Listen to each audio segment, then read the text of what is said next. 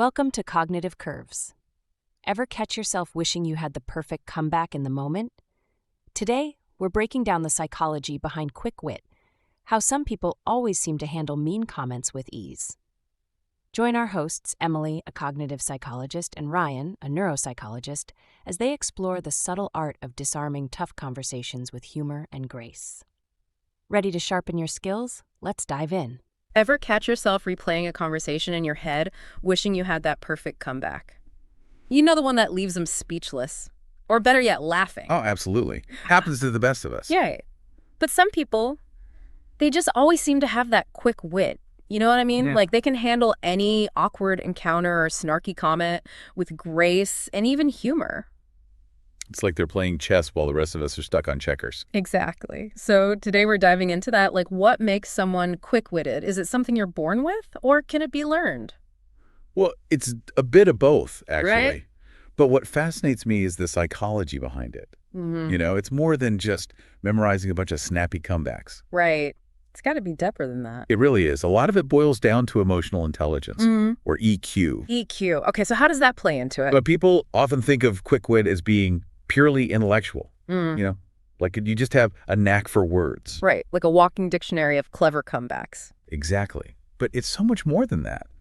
It's about reading the room, understanding the subtext, and then reacting in a way that disarms and redirects the energy. Okay, so it's less about being clever and more about being aware. That's interesting. I always thought those folks were just naturally gifted with words. There's definitely a natural aptitude involved. But like any skill, it can be honed and developed. Take self-awareness, for instance. Okay, self-awareness. How does that fit in? Someone with high EQ, they can sense when they're being baited, you know, and they can make a conscious choice not to take the bait. Instead of getting hooked by the comment or the person's tone, they can choose their response. Precisely. It's about separating the comment from the person's intention. Sometimes a snarky comment has very little to do with you and everything to do with what's going on with the other person. Like choosing not to play the game someone else is setting up. Is that where the humor comes in? Often, yes. Humor can be such a brilliant way to deflect negativity, especially when it comes from a place of self-awareness. Give me an example. Okay, so let's say someone makes a joke at your expense, right? If you can laugh along with them, or even make a self-deprecating joke in return, you're instantly disarming the criticism. Yeah, it takes the wind right out of their sails. It's like you're saying, hey, I'm onto you, but I'm choosing to laugh about it. Exactly. And that brings us to another key element of EQ, self-regulation. Okay, self-regulation, as in like controlling your emotions. Exactly. Quick-witted people, they're usually pretty good at controlling their emotional responses, even under pressure. So instead of getting defensive or firing back with a zinger, they'll regret later they take a beat. Yes. They pause, assess the situation, and then choose a response that serves them. Which honestly is way harder than it sounds, especially when someone's just lobbed a verbal grenade your way. Oh, absolutely. It takes practice. But that's where the real skill comes in. It's about mastering that split-second decision between reacting and responding. So are there other mental habits that contribute to quick wit besides this whole emotional intelligence thing? Absolutely. Cognitive flexibility is a big one. It's basically mental agility training. Okay, break that down for me. What's cognitive flexibility? It's the ability to shift your perspective, you know, reframe situations, and come up with multiple solutions on the fly. So instead of getting stuck in the weeds of a comment, they can kind of zoom out and see the bigger picture. And find a way to flip the script. I once saw a colleague of mine do this in a meeting. He was pitching a bold new idea, kind of risky. And someone said very dismissively, that's never going to work. Oof, I can feel the tension from here. What did he do? He just smiled and said, I appreciate your skepticism. It means I'm onto something interesting. Oh.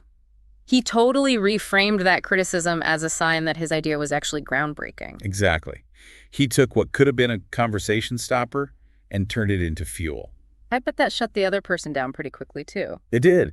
And, you know, it also highlighted another crucial element of quick wit.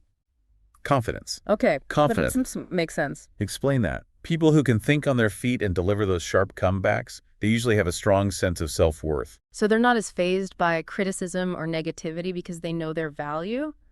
They're not easily rattled. Exactly. It's like they say, you teach people how to treat you. I like that. And that actually ties into some of the psychology research on self-efficacy, right? Precisely. Self-efficacy is that belief in your own ability to handle situations. And quick-witted people They tend to have high self-efficacy, which allows them to stay composed and even find humor in those challenging situations. So they see a snarky comment as more of an opportunity to showcase their wit rather than a threat to their ego. Exactly. They know their worth, and they're not going to let someone else's words define it for them. But there's another layer to this that I find fascinating. Oh, and what's that? Quick-witted people. They're often quite good at decoding the intention behind a mean comment.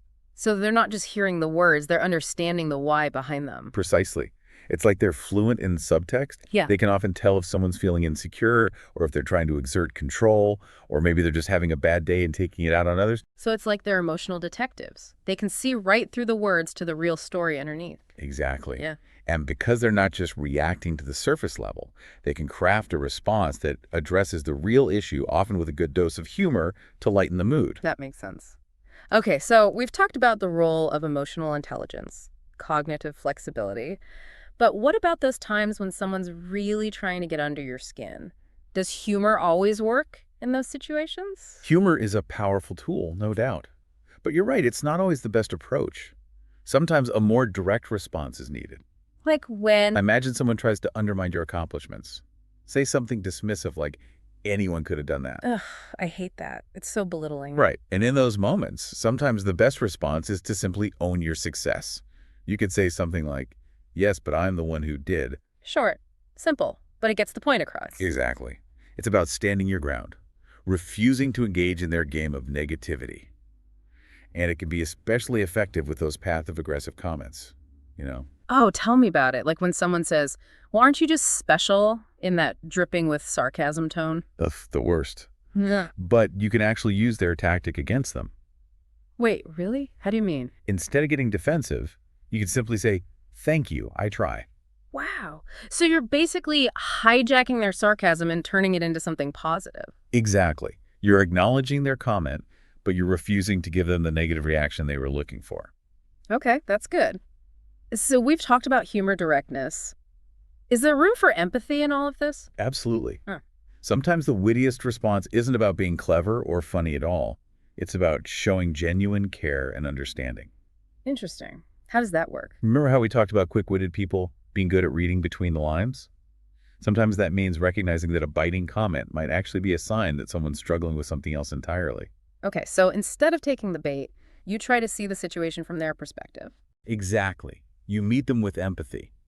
And that can be incredibly disarming. It's like you're saying, look, I see you. I get it. You're not alone in this. And that probably throws people off guard, too. They're expecting a fight, and instead they get met with kindness. It's about shifting the energy of the interaction. Remember Carl Rogers' work on client-centered therapy? Refresh my memory. He emphasized the importance of unconditional positive regard.